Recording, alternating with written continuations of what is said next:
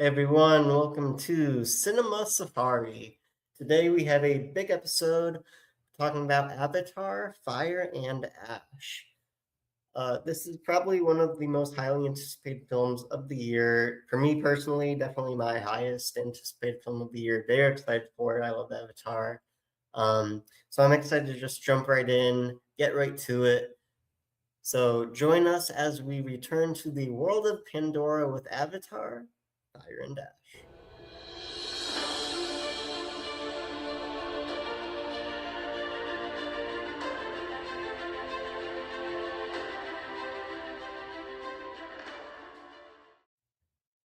Avatar: Fire and Ash is the third film in James Cameron's sci-fi epic franchise Avatar.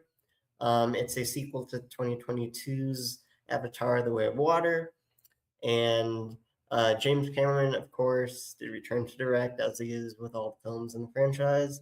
Uh, Rick Jaffa and Amanda Silver co-wrote the film with James Cameron, and we see a lot of returning characters from the past two films, joined by a couple new characters as well to round out the cast in this film. Of course, Sam Worthington, Zoe Saldana, returning to main roles as Jake Sully and Natiri, and we see Una Chaplin and um, as the film's like main antagonist, and she joins forces with Korch, played by Stephen Lang, who is reprising his role from previous films. So in the film, it I'm not sure exactly how long after Way of Water is. Just very, very shortly after the film begins, and pretty much the whole film deals with the Sully family kind of reeling around the death of Mateum from the Way of Water, um, and kind of adjusting to that, dealing with that. So we see some, backfall from, different things that happen in result of his death in that film, how the family is dealing with it, actions they kind of take to kind of wrap their heads around it. So that's how the film starts out, and that it's felt definitely felt throughout the film as well. But it's definitely big. It just jumps right into that in the beginning of the film. So it is centered around the Sully family, as all the films are. In this film, we are introduced to the Mangquan tribe. I think that's how you pronounce it. The Ash people, led by Barang, played by Una Chaplin. Um, they are kind of, I guess, like a rogue, rogue Navi tribe. They don't believe in Awa, any of Awa's teachings that like the rest of Pandora does, the rest of the Navi tribes do around Pandora. Um, because certain events have happened in the past that make them, distrust like things that make them believe Awa doesn't exist. Awa doesn't care about them. Maybe Awa does exist in their eyes, but Awa doesn't care about them because of certain things that have happened in the past. So they get introduced. A lot of stuff happens in the film, which I won't spoil for anyone who hasn't seen yet because it is such a big film. A lot of people are very excited for it. So if they haven't got a chance to see it, I'm not going to give away too many spoilers. Um, Overall, though, I loved it. Like I was talking with some people as well, and I think it's funny because it is the lowest critically rated film out of the three in the franchise. I believe it's around a 68, 69 right now. The Way of Water is like a 79, 78. And of course, Avatar, the first one, is was at an 83 last time I checked. I don't know if it's changed since then. Um, so critically wise, it does the French each movie is kind of declining critically. Audience wise, though, Fire and Ash is at like a 93 on Rotten Tomatoes, so there's definitely a lot of um discord, mixed receptions on that front, both like between critics and audiences.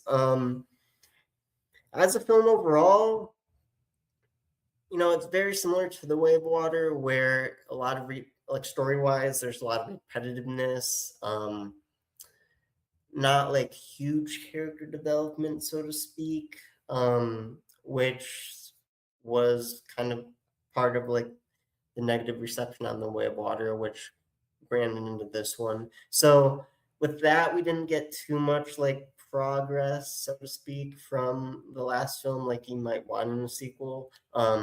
But visually, it just keeps getting better and better. We're introduced to like the larger world of Pandora so much more now. Pandora just keeps getting bigger, expanding each film, and they do such a great job with that.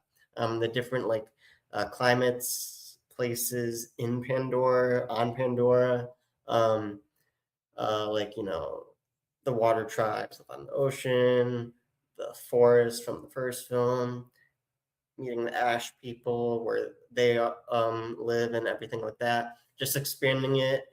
That is one of the strong points of the franchise, I think, and they've been doing very well with it, in my opinion. Um, the film overall, I didn't have any. I mean, I didn't really have any problems with it necessarily. I think a positive thing, if you're like looking between like The Way of Water to Fire and Ash versus like the original Avatar to The Way of Water, it worked a little better because you know in The Way of Water we were introduced to a lot of new characters, specifically like all the Sully children, um, and Spider, and now that we kind of got to know them over the Way of Water, also like uh the kids from like Cliff Curtis and Kate Winslet's characters. Can't think of their names off the top of my head. Ronai, I think that's her name. Um, with all those new characters and them too,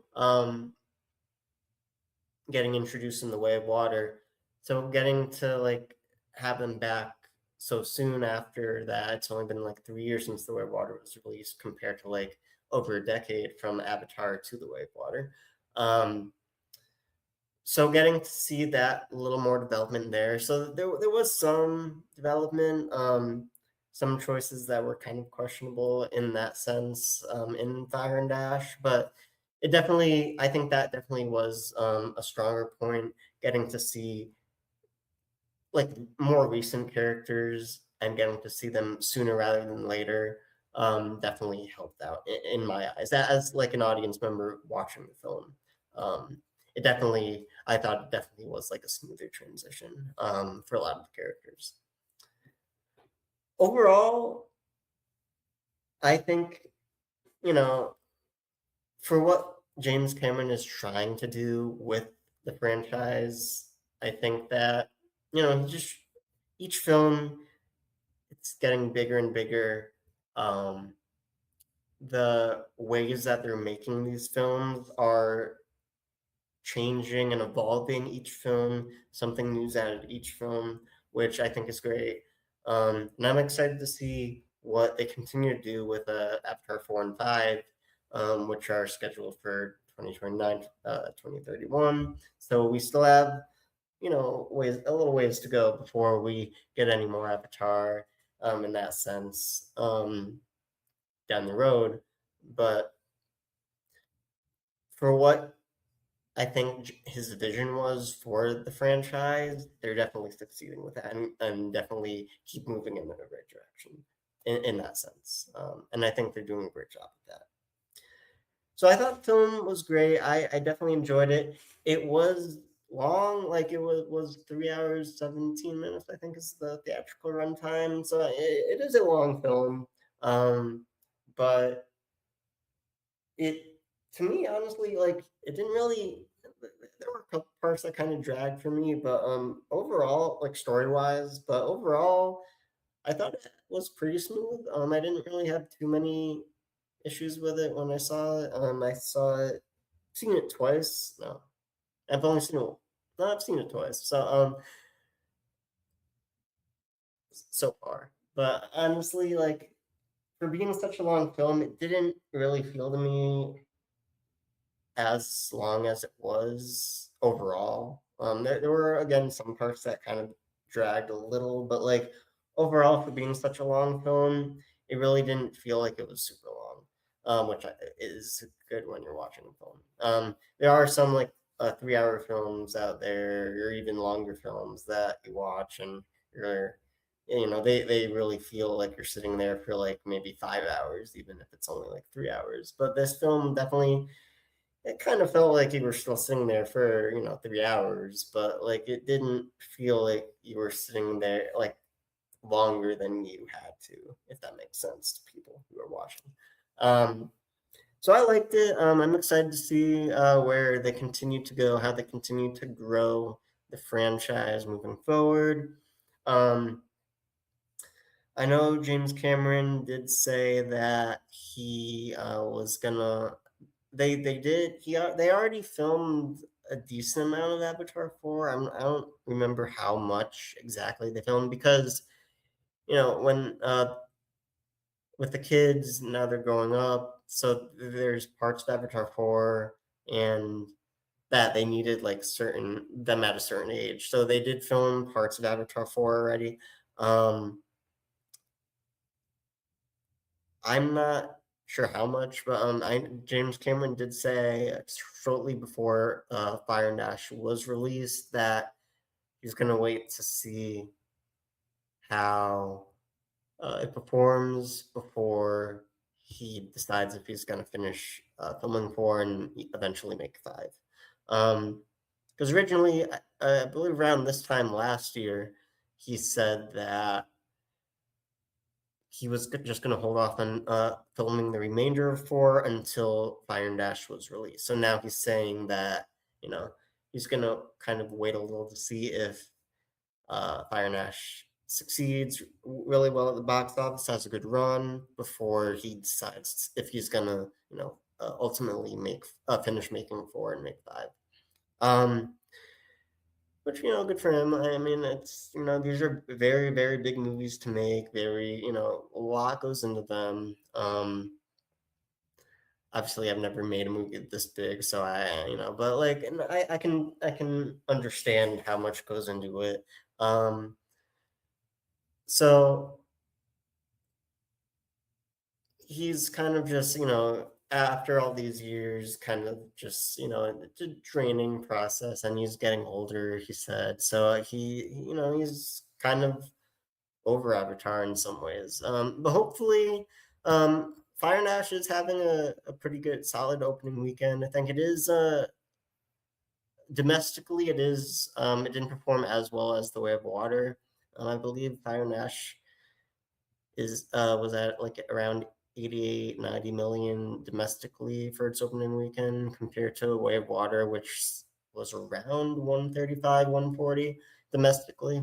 So globally, though, it's doing very well in its opening weekend.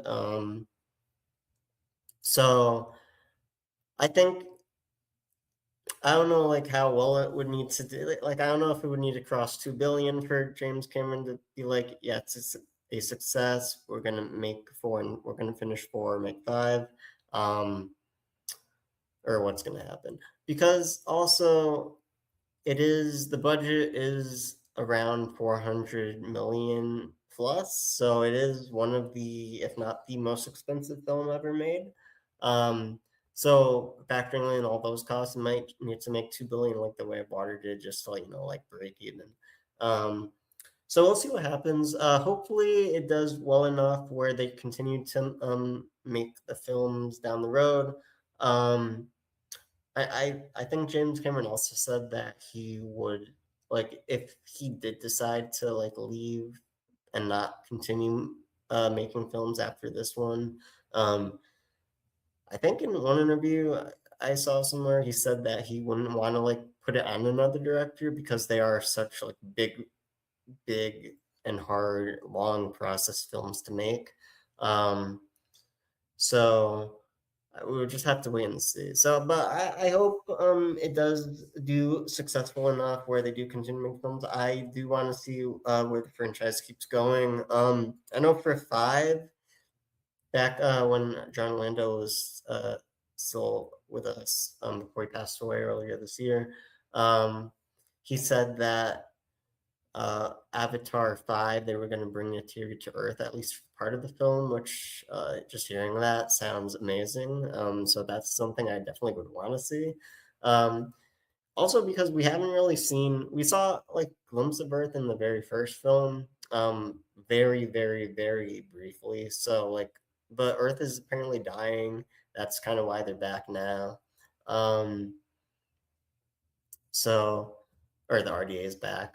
So like, there's just there's definitely a lot of possibility with continuing the franchise. A lot they can do.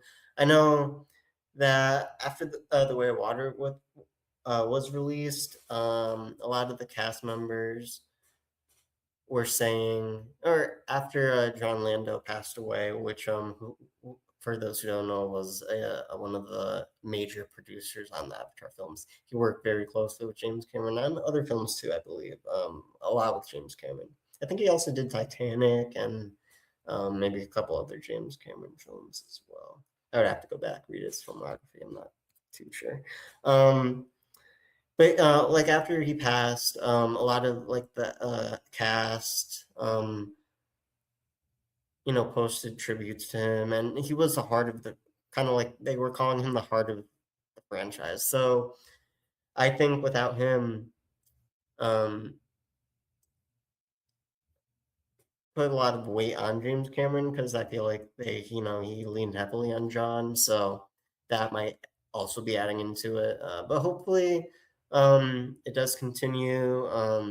But having something like that is a very big thing to deal with. Um, so the Avatar legacy. So every Avatar film adds a new element, creates something new, uses new techniques. The original Avatar from 2009 revolutionized 3D technology. Um, it really is the first film that really, utilized 3D um, to what it could be, and then drove other films down the after that after Avatar was released to utilize 3D technologies as well. And I believe they created a new 3D camera for that film specifically. That's been used for other films since then. The Way of Water, they developed like a new underwater performance capture system so actors could do performance capture underwater, which was essential for that film since it's the Way of Water. Then for this film, the Fire and Ash, they just continue to develop new things, utilize new technologies. Which is a big thing part of this franchise. And it's definitely had a huge impact on pop culture, especially in recent years, with like the Disney parks and like merchandise, toys, expanding into like video games, books. Avatar Frontiers of Pandora, the video game, has been very popular. Just got a huge update to kind of coincide with Fire and Ash release. Very fun game if you haven't played it. If you are into games or just into Avatar, it's definitely worth taking a look. I do play it from time to time. Most more just like exploring the world, not like riding my Banshee, Ikran, than anything else. I don't, I do that with a lot of games. I prefer like exploring the worlds more than like actually like doing the story. But eventually I do because sometimes you need to do the story to actually unlock parts of the world. But getting back to Avatar, it's definitely had a huge impact. When Avatar was first released, it became the highest grossing film. After that, it kind of went away for a while because the sequels did keep getting pushed back. Um, Mostly because the technology just wasn't there yet for what James Cameron wanted to do, especially with that second film for the underwater sequences. So it kind of like was questioned for a long time whether it had any relevance in pop culture, even though it was the highest grossing film. Um, it was re-released in 2022, a couple months, I think, before The Way of Water was released. And again, the question was brought up of its relevance in pop culture. Even though it did, when it was re-released, the first film, it did have a pretty strong re-release. But yeah, it was still a question. Then The Way of Water was released, and I think it was still kind of questioned up. It was kind of still up in there about like what the whole relevance for the franchise is. Um, that was after The Way of Water was released. That's when it really like started to become a franchise because you had the original film in 2009. I think a video game tie into that film. Um, some like novels and books, but not too much other than that at the time. Once The Way of Water was released, I don't know if the Disney like themed areas were created before The Way of Water came out or after it came out. I think it was before. I don't remember. But, it definitely started to expand. There's definitely it. You can definitely tell there's a lot more interest, audience wise. There's a bigger fan base now. So it's definitely in a positive light where we are right now with the franchise and its relevance in pop culture. I think is definitely a lot better, not as questioned as it was even a few years ago. So I think that's good. I'm happy for that because I love Avatar. Um, so going down the road, the future of the franchise, I think, is riding off of the question of is Fire and Ash going to how is it going to do at the box office? So if it doesn't do well enough in James Cameron's eyes to warrant finishing four and making five, he said he will um, write a book to clean up, clear up, wrap up any unopened like story plot lines from Fire and Ash because for the most part, the Iron Dash is kind of like the conclusion to the first three films, like the first Avatar trilogy, so to speak.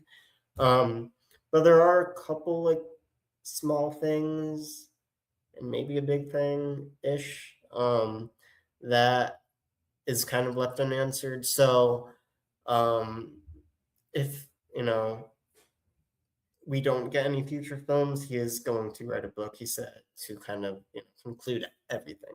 But hopefully we do get the films. Hopefully it does well enough. And we will just have to wait and see. So we are now going to wrap things up for today's episode.